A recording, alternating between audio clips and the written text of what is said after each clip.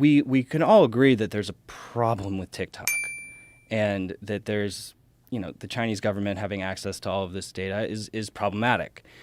But there should be an encrypt act, encrypt everything, but you can't go around banning apps. It just doesn't work. It's irrelevant. People are going to use VPNs. I think I don't think it's going to make it.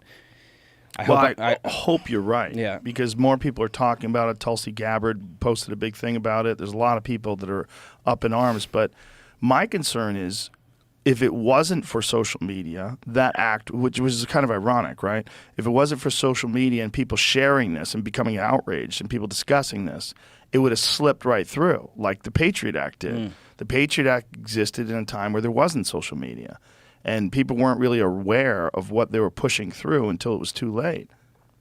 Yeah, I think there's much better solutions. I mean, did you watch any of the TikTok CEO getting grilled? Yes, I did. Okay, so, that was interesting because he seemed like a sober guy. But in his point was, well, you have to have consistent standards for other social media companies too. I mean, right.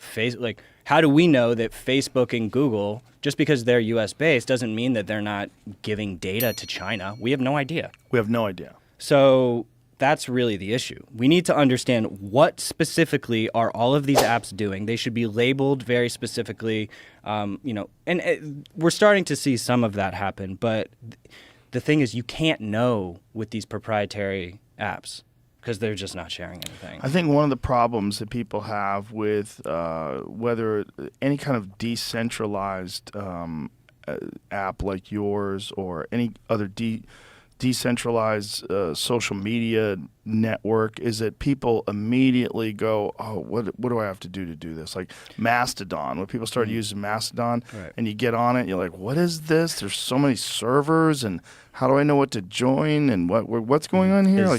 You spend a decade getting all these followers. It's right. your life. People spend their lives doing this, and then to be able to just get taken out by YouTube is so devastating and unethical. It's really creepy, too, because many of the things they took people out for have turned out to be true. Like, there was a lot of things that they were labeling as disinformation or misinformation, which are 100% proven fact now. And people lost their accounts, and there's no recourse. They're not going to reinstate you. And that was a problem also with Twitter, that for the longest time, if you said anything that was contrary to whatever the narrative was, whether the government was pushing it or the CDC was pushing it, like anything contrary to that narrative, you would get fucked.